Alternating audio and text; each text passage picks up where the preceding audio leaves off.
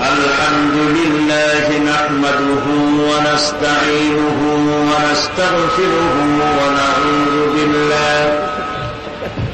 ونعوذ بالله من شرور أنفسنا ومن سيئات أعمالنا من يهد الله فلا مضل له ومن يضلل فلا هادي له ونشهد أن لا إله إلا الله وحده لا شريك له ونشهد أن سيدنا وحبيبنا ومولانا محمدا عبده ورسوله الذي أرسله بالحق بشيرا ونذيرا وداعيا إلى الله بإذنه وسراجا منيرا فقد قال الله تعالى في كلامه المجيد وفرقانه الحميد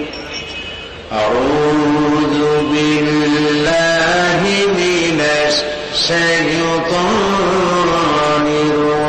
الرجيم بسم الله الرحمن الرحيم إن الله وملائكته يصلون على النبي يا أيها الذين آمنوا صلوا عليه وسلموا تسليما اللهم صل على مولانا محمد وعلى آل سيدنا مولانا محمد প্রাণ খুলে মহব্বতের সাথে সবাই পড়েন اللهم صل على مولانا محمد وعلى آل سيدنا مولانا محمد بلغ العلا بكماله كشف الدجى بجماله حسنت جميع خصاله صلوا علیہ مجھے کچھ ملے یا نہ ملے محمد ملے یعنی وہ شہید جس سے اللہ ملے بلغ العلا بکمالہ کشف الدجى بجمالہ حسنت جميع خصاله صلوا علیہ یہ تیری معراج تھی کہ تو لوح و قلم تک پہنچا اور میری معراج ہے کہ میں تیرے قدم تک پہنچا بلغ العلا بکمالہ کشف الدجى بجمالہ حسنت جميع خصاله صلوا علیہ আজকে ওই সব কথাই বলবো যেই কথাগুলি কারণে নবী করিম সাল্লাল্লাহু আলাইহি ওয়াসাল্লাম একটি মরা জাতিকে জীবিত করে দিয়েছিলেন, একটা মৃত্যু জাতিকে জীবিত করেছিলেন রাসূলুল্লাহ। সুবহানাল্লাহ বলবেন না? মৃত্যু প্রায় জাতি তার অর্থ এই না যে কবরে থর মতো মরে গেছিল। মরা মানে কি? মরা হচ্ছে ওই জীবিত মানুষের কোনো দাম নাই যার চক্ষু আল্লাহর নিয়ন্ত্রণ মানে না, ওই জীবিত মানুষের হাতের কোনো দাম নাই যার হাত দিয়ে অবৈধ কামাই করে হারাম খায়, সে তো মৃত্যু। ওই হৃদয়ের কোনো দাম নাই জীবিত হৃদয়ের, যেই হৃদয়ের মধ্যে আল্লাহর ভয় নাই। ওই পাও বেঁচে থাকার কোন লাভ নাই যেই পাও দিয়ে আল্লাহর নিষিদ্ধ কাজে গমন করা হয়। এমন একটি মরা জাতি যাদের বিবেক মরে গিয়েছিল, যাদের চক্ষু, যাদের বিবেক, যাদের চিন্তা চেতনা, মরণশীলতা সবকিছু মরে গিয়েছিল। জৈবিক চাহিদা মেটাবার জন্য প্রয়োজন ছিল একটি নারীর। সেই নারীটি কার বউ, কার মেয়ে, কার মা দেখার কোন জরুরত বোধ করত না। এমন একটি জাতি যারা চুরি করত, ডাকাতি করত, জেনা করত, মিথ্যা কথা বলতো। সত্য বলবো কেন, এই কারণ জানা ছিল না। ওরে খুন করবো না কেন, এর কোন কারণ, যুক্তিসঙ্গত কারণ জানা ছিল না। খুন আমি করতেই পারি, খুন করতে পারি, মারতে পারি, এই ধরনের চিন্তা চেতনায় বিশ্বাসী ছিল যে আদ মরা জাতি। সেই মরা জাতিকে রাসূলুল্লাহ জিন্দা করেছিলেন। সুবহানাল্লাহ বলবেন না? এই যে কথাটা বললাম, আমি কি অতিরিক্ত বাড়িয়ে বলেছি? মাত্রই আদৌ বাড়িয়ে বলেছি? রাসূলুল্লাহ একটা মরা জাতি জিন্দা করতে পারছিলেন কিনা বলেন? কি দিয়া করেছিলেন বলেন জোরে? এই সেই কিতাব আমার হাতে আপনারা দেখতে পাচ্ছেন, এই সেই কিতাব। এই কিতাবের সাথে আমার আপনার কলিজার সম্পর্ক, ইমানের সম্পর্ক, রুহের সম্পর্ক, বেঁচে থাকার সম্পর্ক, স্বাধীনতার সম্পর্ক, স্থিতিশীলতার সম্পর্ক, ইজ্জতের সম্পর্ক এই কোরআনের সাথে আমাদের আষ্টে পৃষ্ঠে বাঁধা। কোরআনের সাথে যতদিন জুড়ে থাকবো ততদিন পৃথিবীতে শান্তি নিরাপত্তা নিয়ে থাকবো। যখন কোরআন থেকে ডিটাচ হব তখন থেকে আমাদের উপরে আল্লাহর লানত আর গজব ছাড়া কিছুই থাকবে না। নবী করিম সাল্লাল্লাহু আলাইহি ওয়াসাল্লাম যে কোরআন দিয়ে এই বিশাল বিপ্লব ঘটিয়েছিলেন, সেই কোরআন কি আজও আছে? না, না, কিছু পরিবর্তন হয়েছে। ওই রকম আছে আমার হাতে যেমন দেখতে পাচ্ছেন, সেই কোরআনটা তো। তাহলে এই কোরআন দিয়ে যদি রাসূলুল্লাহ একটা মরা জাতিকে জিন্দা করতে পারে, তাহলে ওই কোরআন আজও আছে। আমরা যে আত্মরা হয়ে গেছি, আমরা জিন্দা হইতে পারবো না? কোরআনের সাথে আমাদের ব্যবহারটা কি? জিন্দা হইতে পারি না কেন? সেই কোরআন আছে অথচ জিন্দা হইতে পারি না কেন? পারি না এই কারণে যে কোরআনের সাথে সম্পর্ক এতটুকু বড় জোর, সকালবেলায় ফজরের নামাজ পড়ে ঝুলিয়া ঝুলিয়া আমরা তেলাওয়াত করি। বড় জোর কোরআন শরীফ দিয়া তাবিজ বানাইয়া গলায় ঝুলাই রাখি। হয় গলায় ঝুলাই, না হয় ঝুলে ঝুলে পড়ি, বুঝিও না কি পড়ি। এটা ঠিক কিনা? যত বড় শিক্ষিত লোক যারা বুদ্ধিজীবীর দাবি করে না, জিজ্ঞেস করুন তো আউযু বিল্লাহি মিনাশ শাইতানির রাজিম লেখে কেমনে? কোরআন এই শব্দের অর্থ কি? কোরআন নাজিল হয়েছিল কিভাবে, তার ক্রমধারা কি? কোরআনের সূরাগুলি বিন্যাস করার পদ্ধতি কি? সাহাবায়ে কেরামদের মধ্যে 10 জন সাহাবী যে জান্নাতে সুসংবাদ পেয়েছিলেন তাদের নাম কি? এদের মধ্যে কাতেবে ওহী কে ছিলেন? কে কে হিজরত করেছিলেন সর্বপ্রথম? এগুলি বলতে পারবেন না। বুদ্ধিজীবী তো বলতে পারবেন চিত্র তারকা কে, তার বাপের নাম কি, দাদার নাম কি, সব বলতে পারবেন, কিন্তু কোরআন সম্পর্কে জানা নাই। এই জন্য ডক্টর শহীদুল্লাহ, আপনারা নাম শোনেন নাই? তার জন্য দোয়া করতে ইচ্ছে করে, আল্লাহ তাকে জান্নাত নসিব করুন। ডক্টর শহীদুল্লাহ যখন ডক্টরের ডিগ্রি করে দেশে ফিরলেন, তো লোকেরা মনে করলো ডক্টর হয়ে আসছে। পুরান ঢাকার লোকেরা সবাই গেল তার কাছে জ্বর, সর্দি, ব্রঙ্কাইটিস, টাইফয়েড, নিউমোনিয়ার ওষুধ আনার জন্য। তিনি যে এত বুঝাইতে চেষ্টা করলেন যে আমি ওষুধের ডাক্তার না, আমি ভাষার ডাক্তার। পুরান ঢাকার লোকেরা কইল ডক্টর হইছে মগর ওষুধ দিবার পারে না। ডক্টর মরহুম শহীদুল্লাহ তিনি বক্তৃতা করতে গিয়ে বলতেন শিক্ষিত লোকদেরকে, উনি তো সাধারণ লোকদের মধ্যে বক্তৃতা করতেন না, শিক্ষিত লোকদের মধ্যে বক্তৃতা করতে গিয়ে বলতেন, তোমরা যতই শিক্ষা গ্রহণ করো, ব্রিফকেস ভর্তি করে যত ডক্টরের ডিগ্রি আনো না কেন, এই কিতাবের জ্ঞান যদি না থাকে তোমরা পণ্ডিত, তবে তোমরা মূর্খ পণ্ডিত। এই কিতাবের জ্ঞান যদি থাকে তাহলে তোমরা সত্যিকারের পণ্ডিত হইতে পারবা। সেই কিতাবখানার নাম কি? আল কোরআন। আমি আজ আপনাদের সামনে এই কোরআন থেকে সেই কথাগুলি বলবো ইনশাআল্লাহ। আপনারা দোয়া করেন যেন বলতে পারি। আমি আল্লাহর কাছে নিজেকে সুবদ্ধ করতেছি, সুবহানাকা লা ইলমা লানা ইল্লা মা আল্লামতানা। আল্লাহ তাআলা, আমার তো কোনো জ্ঞান নাই, আমি তো, লোকেরা আমাকে মুফাসসিরে কোরআন বলে, কিন্তু আমি তো জানি আমি কি, আমি কোরআনের একজন ছাত্র মাত্র। এই লাখো জনতাকে তোমার কোরআন থেকে বলা তৌফিক দান করে দিও, বলি আমিন। প্রিয় ভাই সব, শয়তানের ওয়াসওয়াসা থেকে আসুন আগে পানা চেয়ে নি। সবাই পড়েন আমার সাথে, আউযু বিল্লাহি মিনাশ শাইতানির রাজীম, বিসমিল্লাহির রাহমানির রাহিম। বিতাড়িত মরদুদ শয়তানের ওয়াসওয়াসা থেকে আল্লাহর কাছে পানা চাই, বলেন আমিন। পরম করুণাময় আল্লাহ রাব্বুল আলামিন নামে শুরু করছি। আল্লাহ তাআলা আমাদেরকে সৃষ্টি করে অন্ধকারে ছেড়ে দেননি। কি বলেন, অন্ধকারে ছেড়ে দিয়েছেন? কেউ কেউ বলে যে না, আল্লাহ তাআলা কি রাস্তা করেছেন? আল্লাহ তাআলা রাস্তা তৈরি করেছেন, এটা আপনাদের বুঝতে হবে।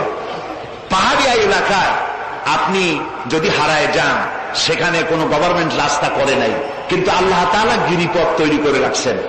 মরুভূমির মধ্যে যদি হারিয়ে যান, সেখানেও আপনি দিক নির্দেশনা পাবেন। সমুদ্রের ভিতরে যদি আপনি হারিয়ে যান, কোন নাবিক যদি হারায়, দিনের বেলায় সে তো কম্পাস দিয়ে চলল, রাতের বেলায় তার চলার জন্য আকাশে আল্লাহ তারকা খচিত করে রেখেছেন, যাতে নাবিকরা হারিয়ে না যায়। যে আল্লাহ রাব্বুল আলামিন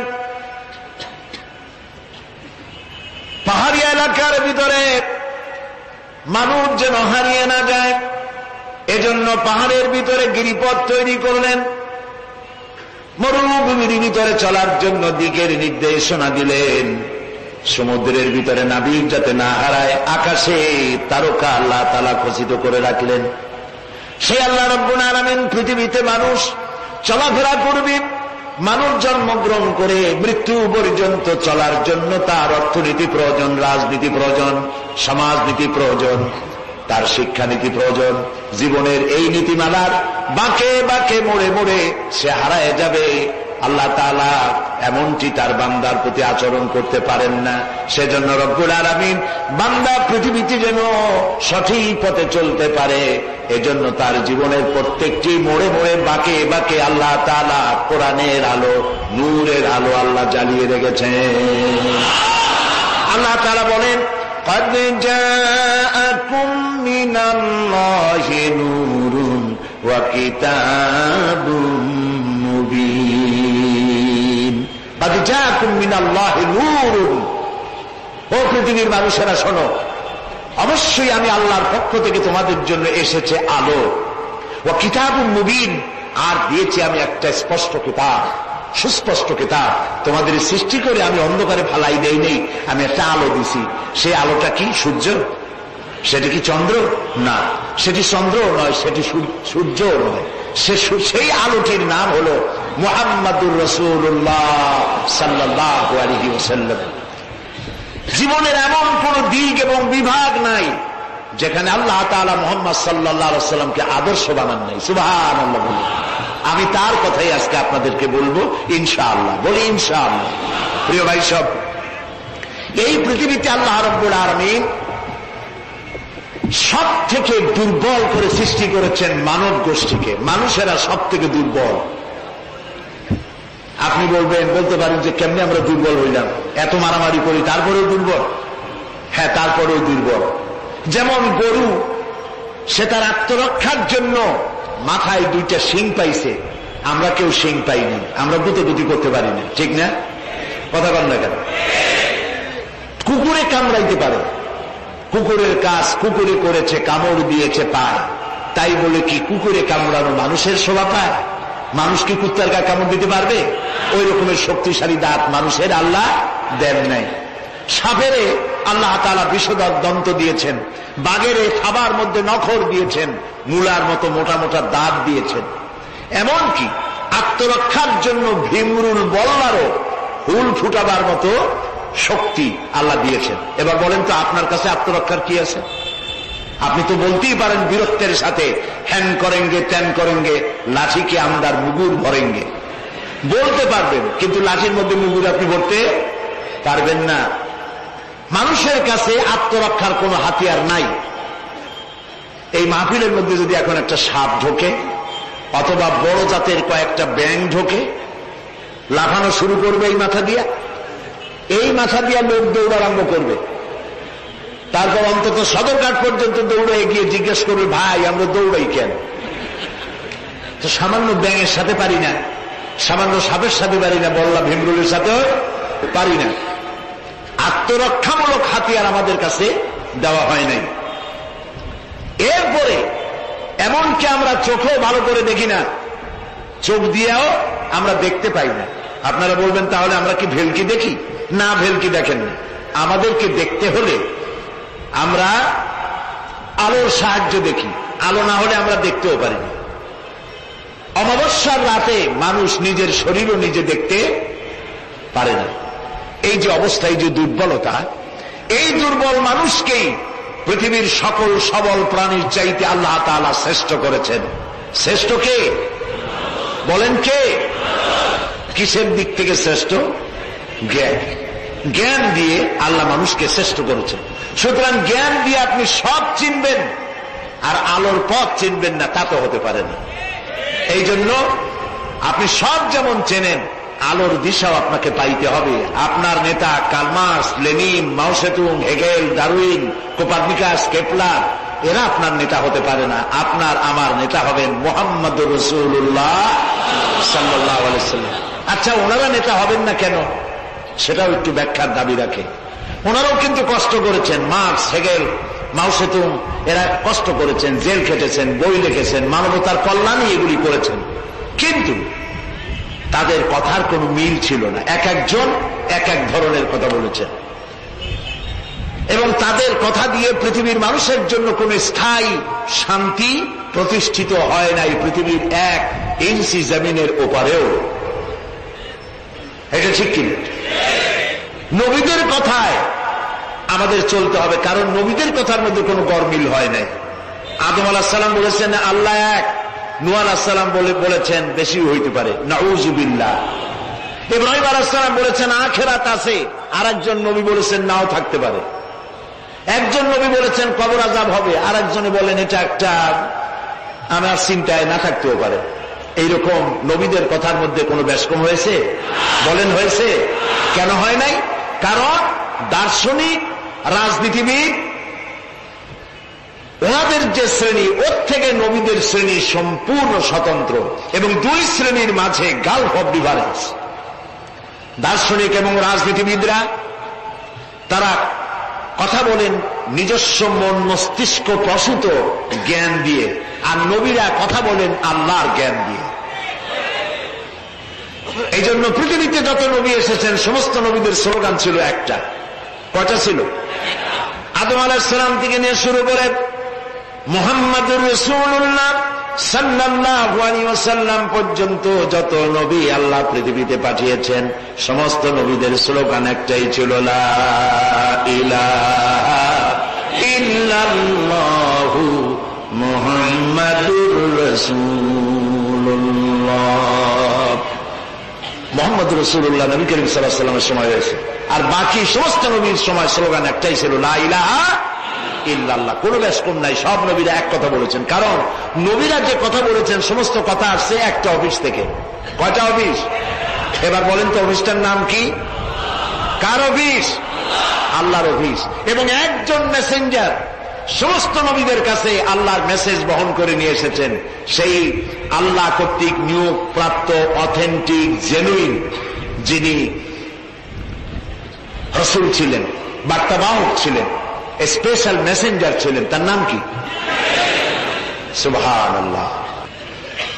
পৃথিবীর সবচাইতে বেশি মর্যাদা এবং সব থেকে বেশি সুন্দর করে আল্লাহ তাআলা তাকে এই পৃথিবীতে পাঠিয়েছেন।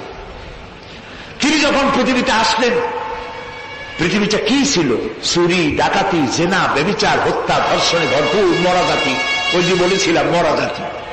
এই মরা জাতিটারে কেমনে জিন্দা বানানো যায়, রাসূলুল্লাহ সেই চেষ্টা করলেন। 40 বছর বয়স হলো, হেরা পাহাড় থেকে নেমে এলেন। কবি বলছেন, উতর কর গারে হেরা সে সুয়ে কওম আয়া, উতর কর গারে হেরা সে সুয়ে কওম আয়া, और एक नुस्खे किमिया साथ लाया। হেরা পাহাড় থেকে নবীজি নেমে এলেন, সাথে আনলেন পরশ পাথর। নাম কি? কোরআন। হেরা পাহাড় থেকে নেমে আসলেন, হাতে আনলেন পরশ পাথর। এই পরশ পাথরের ছোঁয়া যখন লাগলো, ওমরের মতো পাথর সোনার টুকরা হয়ে গেল। সুবহানাল্লাহ। যারা ছিল নারী জাতির ইজ্জত সতীত্ব সম্ভ্রমের জম, তারা হয়ে গেল নারী জাতির পাহারাদার। সুবহানাল্লাহ বলুন। কোরআন মরা জাতিকে জিন্দা করছে। আহারে কপাল, সেই কোরআন শরীফ দিয়ে তাবিজ লিখি আমরা। আহারে কপাল। বাংলাদেশে ইমদাদিয়া লাইব্রেরি, উসমানিয়া লাইব্রেরি, কতগুলি লাইব্রেরি হয়েছে চকবাজার এলাকায়। আমি তাদেরকে অনুরোধ করব, আপনারা এই আকামটা কখনো করবেন না। ভালো কাজ তো করতেছেন, বইপত্র ছাপেন, কিন্তু কোরআন শরীফের মধ্যে আপনারা তাবিজ ঢুকাইছেন।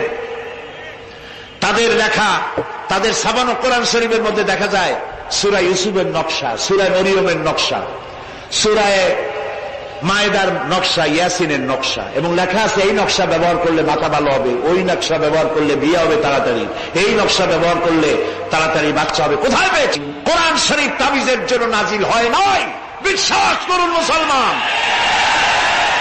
সুতরাং নকশা আঁকায়া কোরআন শরীফে ছাপানো আল্লাহর কালামের সাথে বেয়াদবি। যারা এই কাজটি করছেন, আমি তাদেরকে অনুরোধ করি, আল্লাহর রাস্তায় এই কাজ বন্ধ করে দিন, আর তওবা করুন। কোথায় পেলেন? সূরার কতগুলি নকশা বানাইছেন, 577, 1372, 1940। এ দিয়ে কেমনে হইল সূরা ফাতিহা? বিসমিল্লাহরে বানাইছে 786। এটা তো আপনারা সকলেই জানেন, ঠিক না? বিসমিল্লাহ উদ্দিন লেখে কেনা 786, কপালে যা আছে হোক। প্রিয় ভাই সব, 10 লক্ষ বার যদি 786 লেখেন, একবার বিসমিল্লাহর সমান হবে না। বিসমিল্লাহর মধ্যে 19টা অক্ষর আছে। কয়টা? আর আল্লাহ রাসূল কি বলেছেন?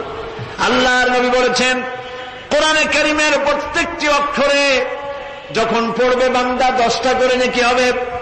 বিসমিল্লাহির রহমানির রহিম পড়েন আমার সাথে, বিসমিল্লাহির রহমানির রহিম।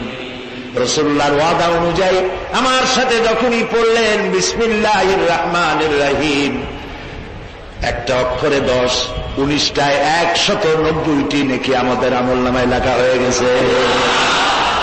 কাজে এই নকশা দিয়ে যারা তাবিজের ব্যবসা করে, কিয়ামতে অবশ্যই আসামি হতে হবে। যারা কোরআনকে তাবিজের কাজে ব্যবহার করেছেন, আল্লাহর কাছে দায়ী হতেই হবে। কারণ মানুষকে আপনারা বোঝাতে চেষ্টা করেছেন কোরআন তাবিজের কিতাব, অথচ কোরআন এসেছিল একটি সমাজ, একটি রাষ্ট্র বিপ্লব করার জন্য। রাসূলুল্লাহ হচ্ছেন পৃথিবীতে সুন্দর, সুখী, সমৃদ্ধশালী আধুনিক রাষ্ট্রের শ্রেষ্ঠ রূপকার, এবং এই কোরআন দিয়ে তিনি এমন এক রাষ্ট্র বিনির্মাণ করেছিলেন যেখানে চুরি ছিল না, ডাকাতি ছিল না, জেনা ছিল না, ব্যভিচার ছিল না, হত্যা ছিল না, ধর্ষণ ছিল না, সন্ত্রাস মুক্ত সমৃদ্ধি একটি সুখী সমাজ তৈরি করেছিলেন নবী করিম সাল্লাল্লাহু আলাইহি ওয়াসাল্লাম। প্রিয় ভাই সব, বড় আফসোস লাগে, সেই কোরআনে শুধু চুমাই খাই, বুকেই লাগাই, আর এই কোরআন শরীফ নিয়ে আমরা কাজে লাগাইতে পারলাম না। এটা ঠিক কিনা? কোরআনকে কাজে লাগাইতে পারছি? পারি নাই। কোরআন শরীফ খালি ঝুলে ঝুলে পড়ি। দেখেন, রমজান মাসে আমাদের দেশের লোকেরা গপ্প করে, ভাই তোমার বাড়ি কি হয়েছে জানি না, আমার পুতের বউ 7 খতম, আমার মেয়ে ক্লাস 9-এ পড়ে, ও 3 খতম, ওর মায় 13 খতম, আর আমি নিজে এমনি খতম। আপনি প্রতিযোগিতা করে কোরআন শরীফ খতম করবেন, এই জন্য নাজিল হয়েছে কোরআন শরীফ। আপনি কি বিশ্বাস করেন? কোন কোন সাহাবী সূরা বাকারা শেষ করতে সময় লেগেছে 2 বছর, 3 বছর। কেন? পড়তে পারতেন না তিনি? সময় লাগলো কেন? এই জন্য সময় লেগেছে, এক একটি আয়াত তারা তেলাওয়াত করেছেন। শুনতেছেন কথা? এক একটি আয়াত তেলাওয়াত করেছেন, অর্থ বুঝেছেন, ব্যাখ্যা বুঝেছেন, জীবনের উপরে আমল করেছেন, এরপর আরেকটা আয়াত পড়েছেন, বুঝেছেন, আমল করেছেন, তারপরে আরেকটা পড়েছেন। এইরকম করে করে কোরআন তেলাওয়াত করে জীবনের উপরে আমল করার পর সাহাবীরা যখন রাস্তা দিয়ে হাঁটতেন, মানুষেরা দেখতো যেন কোরআন হেঁটে যাচ্ছে। আরে আজ পৃথিবীতে আমরা মায়ের খাবো না কেন? আমি তো বলি বুশের মতো আরো 2-4টা বুশ আসা দরকার। মায়ের আমাদের খাওয়াই দরকার। দুনিয়ার সব জাতি চেনা যায়, মুসলমান চেনা যায় না। প্রিয় ভাই সব, নবী করিম সাল্লাল্লাহু আলাইহি ওয়াসাল্লাম এই পরশ পাথর নিয়ে আসলেন। ওমর আসলেন রসুলকে হত্যা করতে। চিন্তা করেন, নবী হত্যা করতে আসে, কত বড় জাহেল সেই ওমর। আর ওমর ছিলেন কি হইলেন বলেন? কি আর সোনা, ডায়মন্ড হয়ে গেলেন। আল্লাহু আকবার বলেন। আমার রসুল বললেন, আমার পরে লা নবিয়্যা বা'দি ওয়ালা রাসূলা, আমার পরে নবীও হবে না, রসুলও হবে না। কিন্তু আমার পরে যদি আল্লাহ কাউকে নবী বানাতেন, ওমর অবশ্যই নবী হয়ে যেতেন। আল্লাহু আকবার। প্রিয় ভাই সব, ওমর রে জাহালাত থেকে কয়লার খনি ছিল ওমর, সেইখান থেকে ডায়মন্ড বানাই দিল আল্লাহ তাআলা। কি দিয়ে বানাইলে? কোরআন। আমরা কিন্তু এর কাছেও যাইতে পারলাম না, খালি সুমা দিলাম আর তাবিজ বানাই গলায় ঝুলাইলাম। আহা, এই কোরআন শরীফ আমরা একটা কাপড় দিয়ে পেঁচাই রাখি। আমাদের ঘরে কাপড় দিয়ে কোরআন অনেকের বাড়িতে পেঁচানো আছে, আসে না? এই কাপড়টা যদি মাটিতে পড়ে যায়, যদি তাও লাগে, তাহলে আমরা আটকে উঠি, ঠিক না? কাপড়টা উঠাই কি করি? সুমা দিই। একটা কাপড় আর তো কিছু না, এখানে তো টেবিলেও কাপড় আছে, আমার পায়ের তলেও কাপড় আছে, আমার পরনেও কাপড় আছে, ঠিক না? আপনাদের আছে না? তো এগুলো পাও লাগলে তো আমি আটকে উঠি না। কোরআন শরীফের সাথে যে কাপড়টা ছিল ওটা পড়ে গেলে পাও লাগলে আটকে উঠি এবং অপরাধ বোধের সৃষ্টি হয়, ঠিক কিনা? কেন হয়? কারণ এই কাপড়টা কোরআনের সাথে কিছুদিন জড়ানো ছিল। কয়েকটা দিন কোরআনের সাথে জড়িয়ে থাকার কারণে একটা কাপড়ের টুকরার ইজ্জত যদি বাড়ে, ইজ্জত যদি বেড়ে গেল, যাদের জন্য কোরআন নাজিল হইল ওদের ইজ্জত বাড়ল না। আহা, আমাদের ইজ্জত বাড়ছে। আমাদের ইজ্জত যদি বাড়বে তাহলে ইরাকে বুশেরা আমাদের মারে কেন? আমাদের ইজ্জত যদি বাড়ে তাহলে শ্যারন প্যালেস্টাইনে আমাদের মারে কেন? আমাদের ইজ্জত যদি বাড়ে তাহলে কাশ্মীরে ভারতের কাফের সরকার আমাদের মারে কেন? আলজেরিয়ায়, বসনিয়ায়, চেচনিয়ায়, এরিত্রিয়ায়, সারা পৃথিবীতে আমরা মার খাচ্ছি। তাহলে কি এই কথা বুঝবো যে কোরআন থাকবে যে জাতির কাছে, কোরআনের কারণেই তারা মার খাবে? আল্লাহ কি বলে শুনুন। আল্লাহ রাব্বুল আলামিন বলেন, তাহা মা আনজালনা আলাইকাল কুরআনা লিতাশকা। ও নবী, কোরআন আমি এই জন্য নাজিল করি নাই যে কোরআন আপনাকে ভাগ্য বিপর্যস্ত করে দেবে, হতভাগ্য বানায় দেবে। কোরআন এই জন্য নাজিল করি নাই। কোরআন নাজিল করেছে এই জন্য কোরআনের ধারক বাহক যারা হবে তারা শাসিত হবে না, গোটা বিশ্বকে তারা শাসন করবে। এই জন্য এসেছিল কোরআন। কারণ কোরআন দিয়ে শাসন করলেই মানুষেরা নিরাপত্তা পাবে। নারীর অধিকার কে দিল? এই কোরআন দিয়েছে। শ্রমিকের অধিকার কে দিল? এই কোরআন দিয়েছে। কৃষক, মজুর, সাদা এবং কালো মানুষের ব্যবধান কে দূর করলো? এই কোরআন করেছে। সুবহানাল্লাহ। এই কোরআনের মধ্যে কি কি আছে? এর মধ্যে রাজনীতি আছে, অর্থনীতি আছে, সমাজনীতি আছে, দর্শন আছে, এর মধ্যে পররাষ্ট্রনীতি আছে, স্বরাষ্ট্রনীতি আছে। বিজ্ঞান আছে বলে এ কোরআন বিজ্ঞানের বই নয়। ইতিহাস আছে বলে এ কোরআন ইতিহাসের বই নয়। রাজনীতি আছে বলে এটা রাজনীতির কিতাব নয়। অর্থনীতি আছে বলে এটা অর্থনীতির কিতাব নয়। তাহলে প্রশ্ন হবে এটা কি? এটা হচ্ছে মানুষের জীবন পরিচালনার জন্য যত নীতি প্রয়োজন, সমস্ত নীতির মূল নীতি যে কিতাবে লেখা হয়েছে সেই কিতাবের নাম আল কোরআন। প্রিয় ভাই সব,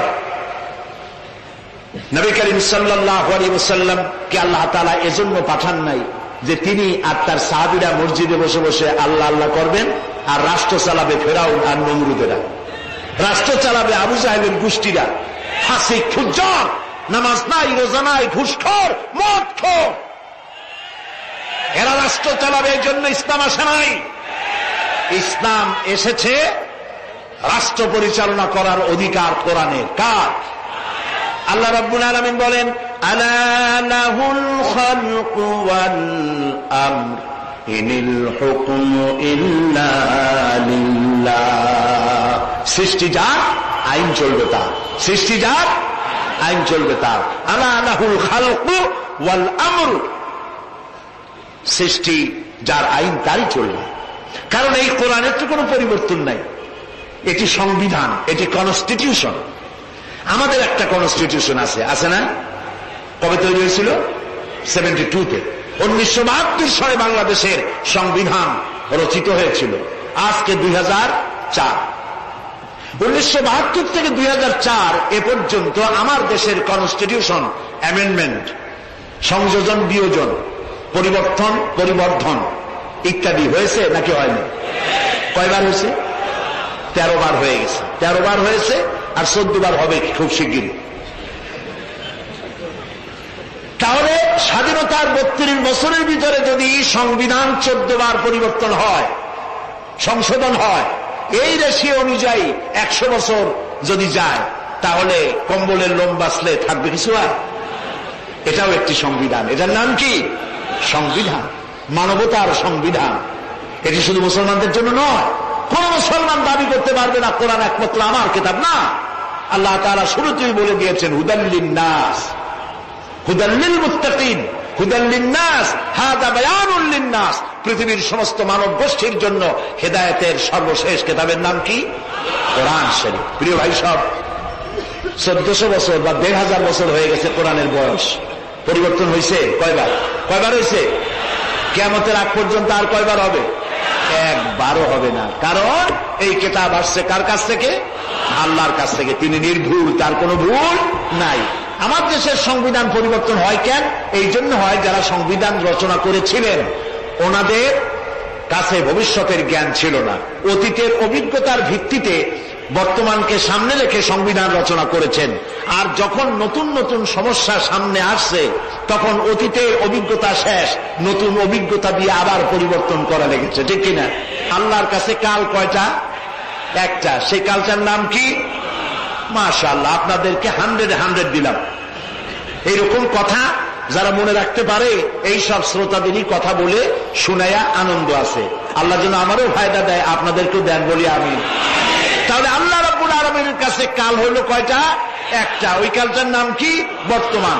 বর্তমানের উপরে ভিত্তি করে আল্লাহ তাআলা কোরআন তৈরি করেছেন, তাই এর কোনো অ্যামেন্ডমেন্টের প্রয়োজন হয় নাই, কিয়ামত পর্যন্ত হবে না। যদি শান্তি চাই, আমাদের দেশে এখন তো আগেও সন্ত্রাস ছিল, এখনো সন্ত্রাস আছে। সন্ত্রাস নির্মূল আমরা করতে পারবো না যতক্ষণ না এই কোরআনের শাসন প্রতিষ্ঠিত হচ্ছে, ততক্ষণ পর্যন্ত সন্ত্রাস নির্মূল করা যাবে না। এই ব্যাপারে আরো কথা সামনে বলবো, বলেন ইনশাআল্লাহ।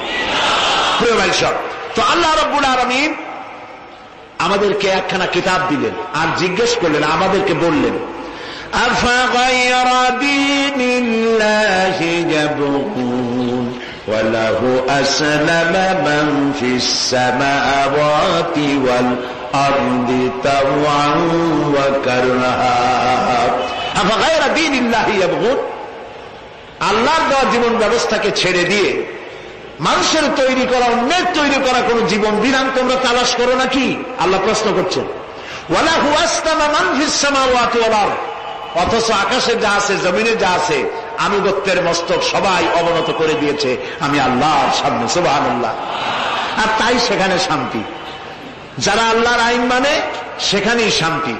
দেখেন, একটু আগে আমি বলেছিলাম শুরুতে, সকল প্রাণীর আত্মরক্ষার হাতিয়ার আছে। আমাদের যদি আত্মরক্ষা করতে হয়, লাঠি, বন্দুক, ছুরি ইত্যাদির আশ্রয় নিতে হয়। আমার শরীরে, আপনার শরীরে আত্মরক্ষামূলক কোন হাতিয়ার বলে নাই। এখন আপনি বলেন, আত্মরক্ষার হাতিয়ার আছে বাঘের। সুন্দরবনে বাঘ আছে নাকি নাই? আপনারা কি এটা শুনেছেন যে গত বছর সুন্দরবনের বাঘেরা কোন একটা বিষয় নিয়ে রাগারাগি করিয়া নিজেরা কামড়াকামড়ি করে 200 বাঘ মারা গেছে? হয়েছে এরকম? কুমিরের এত বড় বড় দাঁত, এইরকম খিল লেগে যায়। এই সব কুমিরেরা তারা জঙ্গলে অথবা নদীর ভিতরে মারামারি করিয়া নিজেরা মারামারি করে 400-500 কুমির মারা গেছে।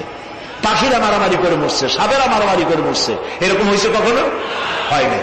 বরং আমি বলতে চাই, এই পৃথিবীতে বাঘে, সাপে, কুমিরে, হাঙ্গরে, সিংহে যত না মানুষ মেরেছে, মানুষেরা নিজেরাই তার থেকে 1,00,000 গুণে বেশি মানুষ মেরেছে। ওদের মধ্যে শান্তি আছে, আমাদের মধ্যে শান্তি নেই। ওরা আল্লাহর আইন মানে, মানুষ আল্লাহর আইন অমান্য করে, আর সেই জন্যই মানুষকে অশান্তি পোহাতে হয়। এই অশান্তি থেকে বাঁচতে হলে পথ কি? আল্লাহ রাব্বুল আলামিন বলেন, ইত্তাবিউ মা উনজিলা ইলাইকুম মির রাব্বিকুম ওয়ালা তাত্তাবিউ মিন দুনিহি আউলিয়া ইত্তাবিউ মা উনজিলা ইলাইকুম মির রাব্বিকুম, আনুগত্য করো, অনুসরণ করো, অনুকরণ করো ওই জিনিসের যা তোমার রবের পক্ষ থেকে নাজিল হয়েছে। কি নাজিল হয়েছে বলে? এইটার অনুসরণ করো। ওয়ালা তাত্তাবিউ মিন দুনিহি আউলিয়া, আর তোমাদের নেতারা যা কিছু তোমাদের জন্য বানিয়েছে তার অনুসরণ করো না। মানব রচিত আইনে শান্তি নাই। আল্লাহ তাআলা বলছেন, আমার বান্দারা ইত্তাবিউ মা উনজিলা ইলাইকুম মির রাব্বিকুম, আল্লাহর পক্ষ থেকে যে কিতাব আসছে এইটার অনুসরণ করো, এটার মধ্যে সব আছে। নবী করিম সাল্লাল্লাহু আলাইহি ওয়াসাল্লাম এটাকে দিয়েছিলেন যেভাবে সেইভাবে করতে হবে। আমরা কি নবীকে সেই মর্যাদা দেই? না দেই। মুহাম্মদ সাল্লাল্লাহু আলাইহি ওয়াসাল্লামকে মনে করেছি অন্যান্যরা যেমন নেতা, মুহাম্মদ সাল্লাল্লাহু আলাইহি ওয়াসাল্লাম এইরকম একজন ধর্মীয় নেতা। কোরআন শরীফকে মনে করেছি বেদ বাইবেল যেমন ধর্মগ্রন্থ, কোরআন ওইরকম একটা ধর্মগ্রন্থ। আমি আপনাদেরকে বলতে চাই, এই কোরআন একটি মুকাম্মাল নিজামে হায়াতের নাম। জীবনের সব কথা আল্লাহ তাআলা এখানে বলে দিয়েছেন। এই জন্য গতানুগতিক ভাবে ধর্মীয় পুস্তক নয়। আর মুহাম্মদ সাল্লাল্লাহু আলাইহি ওয়াসাল্লাম গতানুগতিক ভাবে কোন ধর্মীয় নেতা নন। তিনি হচ্ছেন আদর্শ, পৃথিবীর সব মানুষের জন্য আদর্শ নেতা, এক সফল রাষ্ট্রনায়ক, আল্লাহ রাসূল। সুবহানাল্লাহ। নবী করিম সাল্লাল্লাহু আলাইহি ওয়াসাল্লাম রাষ্ট্র প্রতিষ্ঠা করেছেন, ইসলামের রাষ্ট্র। তার বুনিয়াদ কি? ওয়াতাসিমু বিহাবিলিল্লাহি জামিআন ওয়া লা তাফাররাকু, ঐক্যবদ্ধভাবে আমার রজ্জুকে, আল্লাহ রশিকে মজবুত করে ধারণ করো। কে বলতেছেন? আল্লাহ।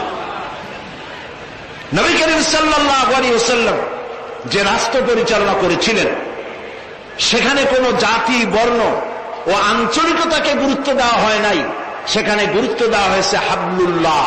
হাবলুল্লাহ মানে কি বলেন? আল্লাহর রশি। বলেন আপনারা, হাবলুল্লাহ মানে কি?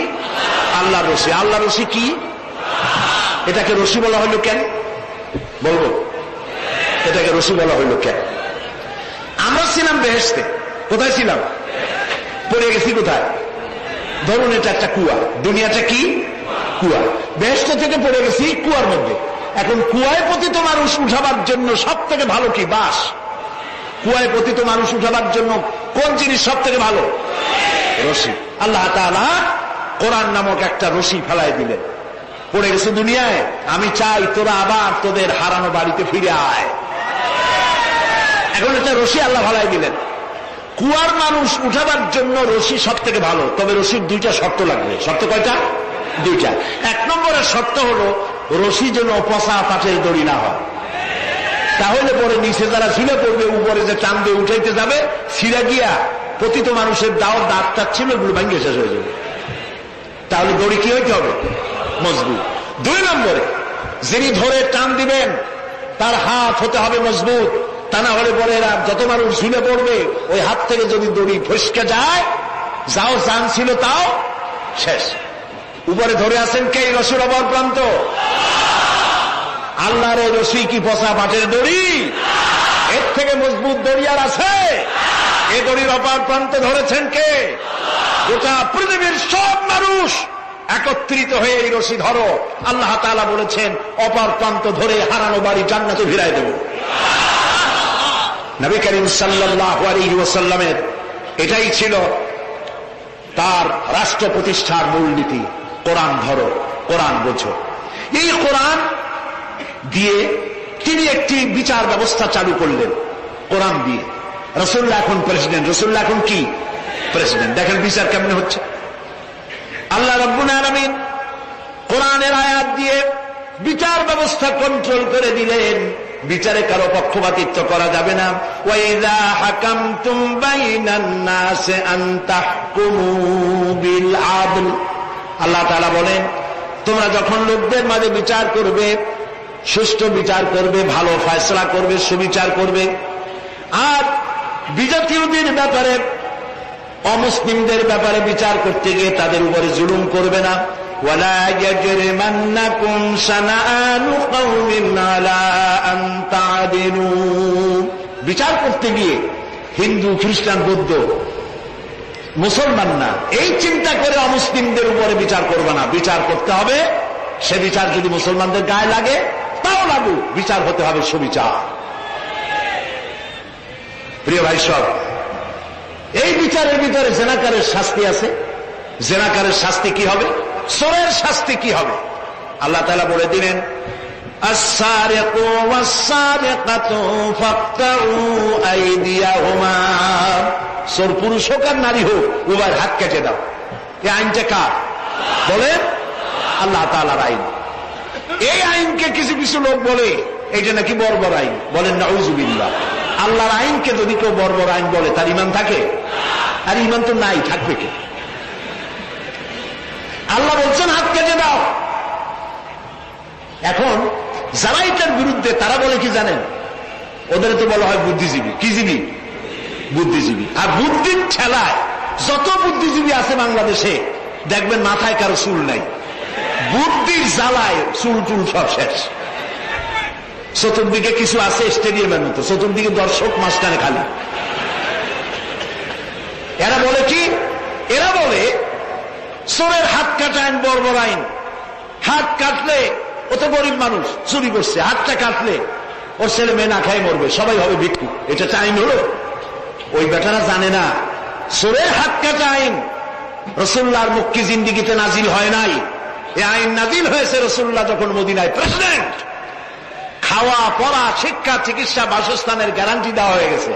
কারো খাবারের অভাব নাই, পড়ার অভাব নাই। এই সময় আয়াত নাজিল হলো। এখন তো যদি চুরি করে তাহলে বোঝা যাবে এটা তার পেশা অথবা নেশা। পেটের জ্বালায় তো আর চুরি করেনি। কাজে এখন যদি কেউ চুরি করে হাত কেটে দাও। হযরত ওমর রাদিয়াল্লাহু তাআলা আনহু বলেছেন, তার জামানায় একবার দুর্ভিক্ষ হয়েছিল মদিনায়। তিনি বলেছিলেন, এখন যদি কোন চোর ধরা পড়ে এই অবস্থায় যে পেটের জ্বালায় চুরি করছে, এটা যদি প্রমাণিত হয় তাহলে হাত কাটা আইন চালু করবা না। তার মানে ইসলাম আগে দেয় পেটে, তারপরে দেয় পিঠে। এই জন্য ইসলামী সরকার তার কাজই হল জাতির উপরে, দেশবাসীর উপরে ইনসাফ করা, তাদের প্রয়োজন মিটিয়ে দেওয়া। এটা হচ্ছে তাদের দায়িত্ব। সেই দায়িত্ব করে ইসলাম। এবার দেখেন নরহত্যার শাস্তি। এই যে সমানে খুন হইতেছে বিভিন্ন জায়গায়, শাস্তি হয় না, সেই জন্য খুন বাড়তে থাকে। বিচারের কিছু মাইল পেস আছে, সেই মাইল পেসে চোরগুলা, ডাকাতগুলা, সন্ত্রাসীগুলা পার পাইয়ে যায়। পুলিশেরা জীবন প্রাণান্ত করে এক একটা আসামি ধরে, প্রাণান্ত করে আসামি ধরে। তারপরে হাইকোর্ট থেকে জামিন পেয়ে যায়। যারে ধরলো জামিন পেয়ে গেল। এখন তো সে পুলিশের নাকের জগায় আঙ্গুল দিয়ে দেখা যায়, পাল্লা নামার আটকাইতে। ঠিক না? ইসলামের বিধান ভিন্ন। হত্যা করেছে, ইয়া আইয়ুহাল্লাযীনা আমানু কুতিবা আলাইকুমুল কিসাসু ফিল কাতলা। তোমাদের প্রতি নরহত্যার শাস্তি স্বরূপ কিসাস নির্দিষ্ট করা হয়েছে, অর্থাৎ হত্যার বদলে হত্যা। যে হত্যা করেছে প্রমাণিত হয়েছে, অল ইন্ডিয়া পল্টনের মাঠে রেডিওর সমস্ত চ্যানেলগুলিকে দাওয়াত দাও, পত্রিকার সাংবাদিকদের দাওয়াত দাও, লোকেরা দেখুক, সকলের সামনে ওকে হত্যা করা হোক। জিনার শাস্তি আয-যানি ওয়াজ-যানিয়াতু আয-যানিয়াতু ওয়াজ-যানি ফাজলিদু কুল্লা ওয়াহিদিন মিনহুমা মিআতা জালদা। জিনাকার পুরুষ, জিনাকারিনী মহিলা 100 দৌড়া মারো, যদি অবিবাহিতা হয়। আর বিবাহিতা হলে প্রাণদণ্ড দাও। একজন ধর্ষক যে নারী ধর্ষণ করেছে, ধর্ষণ হচ্ছে না, বিচার নাই। ওই আমলে গত 5 বছরে জাহাঙ্গীরনগর বিশ্ববিদ্যালয় এক কুলাঙ্গার 100 বার জেনা করেছে, 100 বার। তারপরে ককটেল পার্টি করেছে। যখন পত্র পত্রিকায় সমালোচনার ঝড় উঠল, তখন সেই সময়ের নেতৃবৃন্দরা এর একটা বিচারও করছিল। সেই বিচার হলো ওই কুলাঙ্গার তাদেরই সোনার ছেলে, তারে ডাকিয়া মাথায় হাত বুলাইল, এই দুষ্ট ছেলে, এরকম করতে নাই। এই হলো বিচার। ইসলামের বিচারটা কি? ইসলামের বিচার হয়েছে ধর্ষক প্রমাণিত হয়েছে, নিয়ে আসো ময়দানে। চতুর্দিকে লোকেরা পাথর নিয়ে দাঁড়াও, পাথর মেরে ওর গায়ের গোশত, হাত অস্থি চর্বি চামড়া রক্ত বাতাসের সাথে উড়ায় দাও।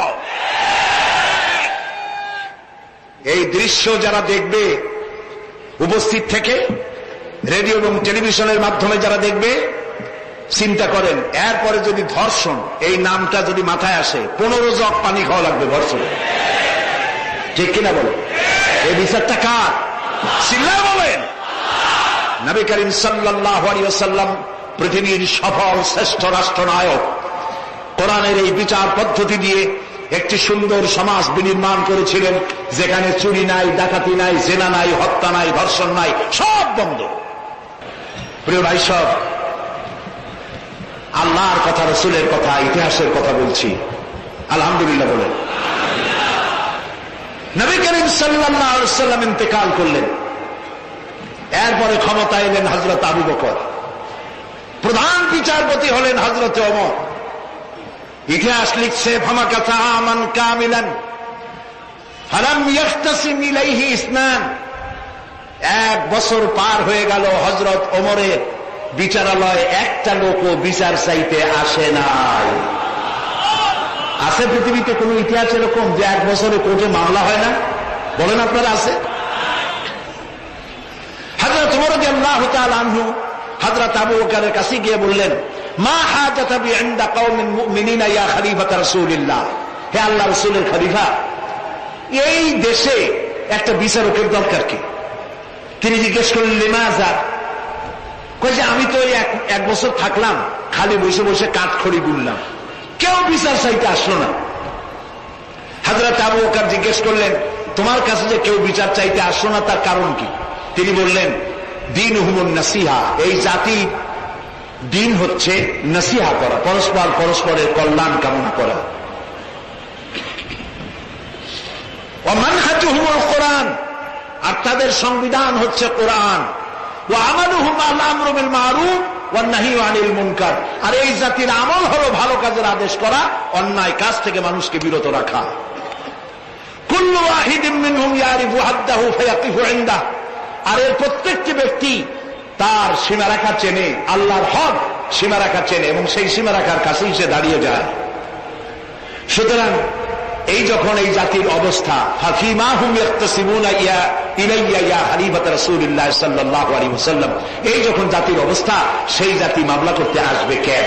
সুবহানাল্লাহ বলুন। মামলা নাই, মোকদ্দমা নাই, এমন একটি সমাজ নবী করিম সাল্লাল্লাহু আলাইহি ওয়াসাল্লাম তৈরি করেছেন। এবং এই সমাজে মানুষকে উপার্জনের জন্য তাগিদ দেওয়া হতো, চুপ করে বসে থাকতে পারবে না, কাজ করে খাও। কি করে খাও? বলেন, কি করে খাও? কাজ করে খাও।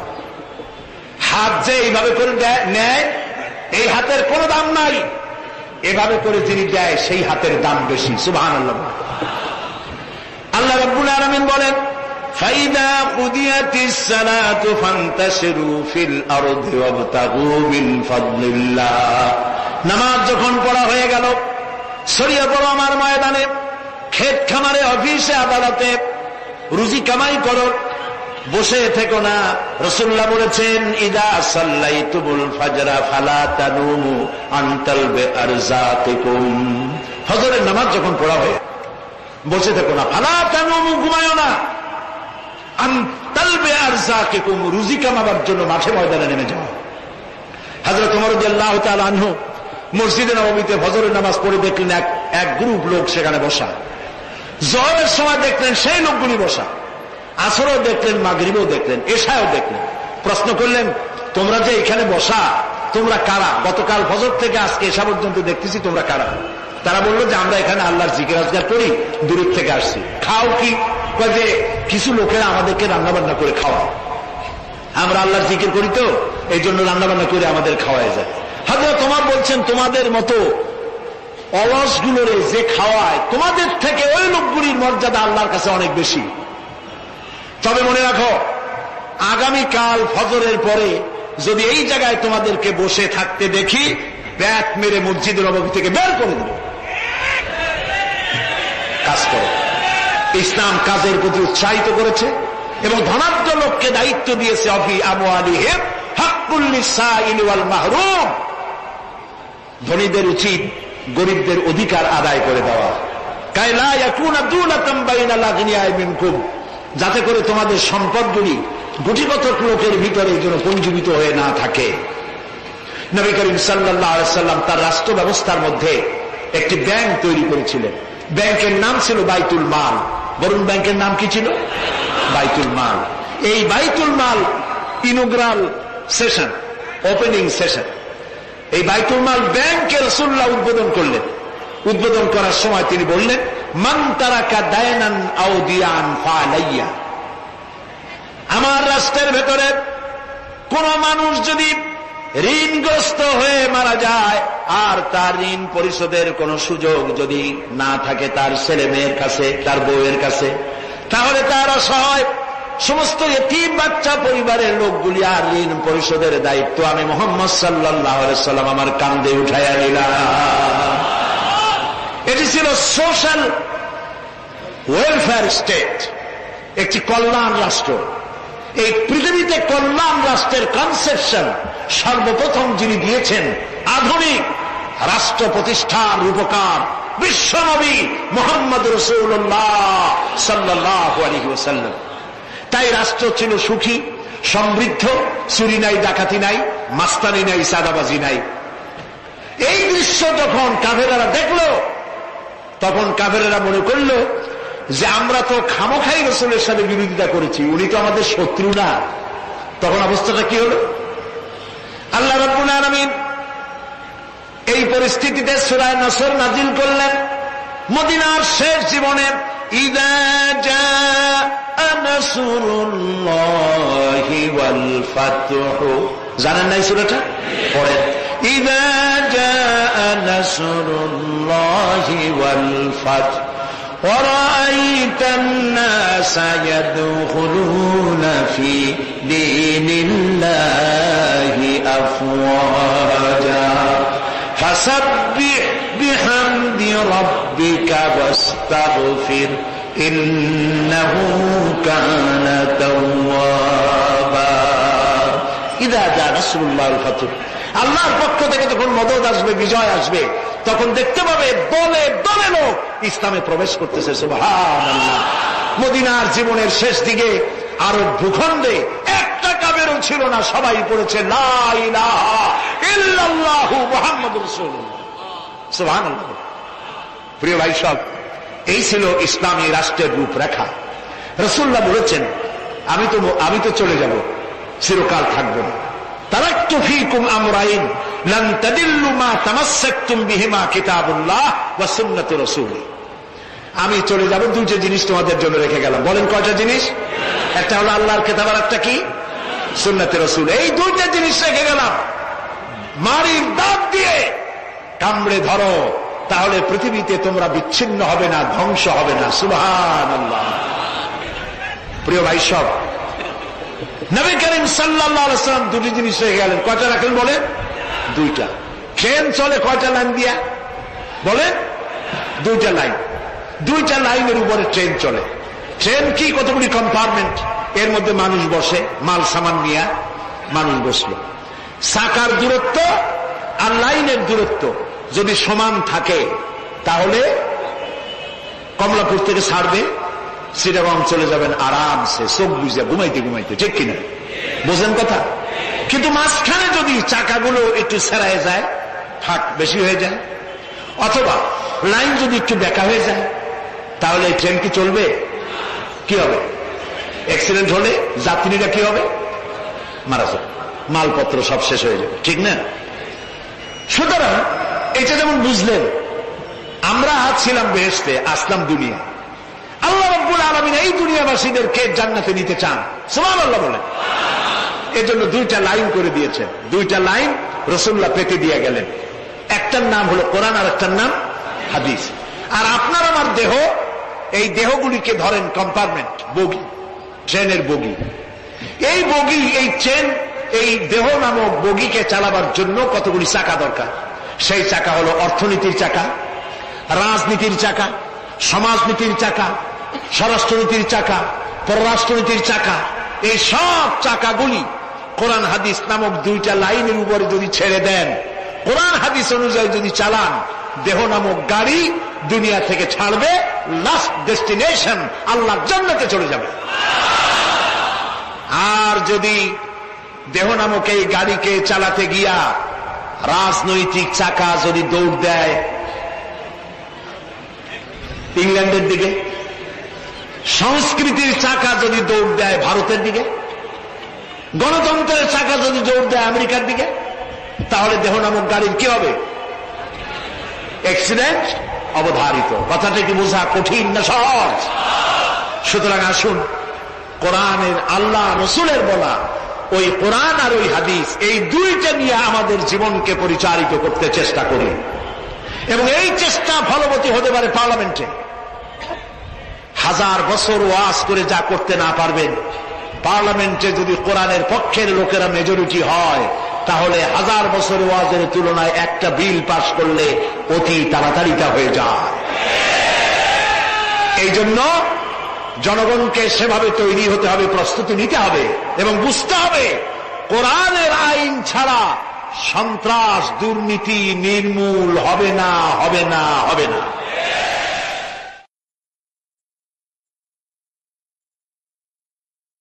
দাও খোদা দাও হেথায় পূর্ণ ইসলামী সমাজ,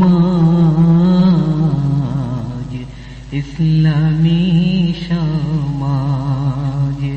দাও খোদা দাও হেথায় পূর্ণ ইসলামী সমাজ,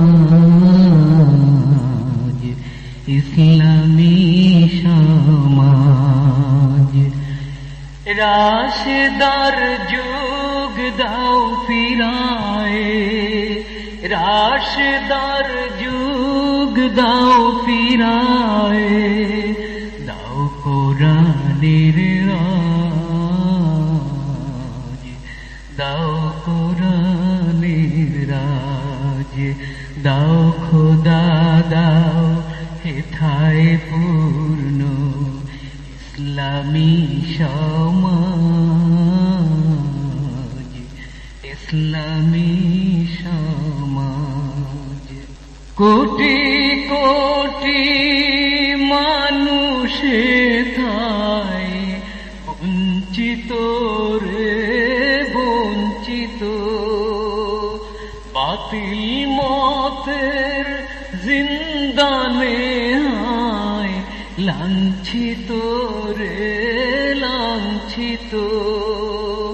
জলে স্থলে বিভীষিকায় পশু তো আর বর্বরতায়, তাই তো হেথায় আজ কামনা খোদা তোমার রাজ,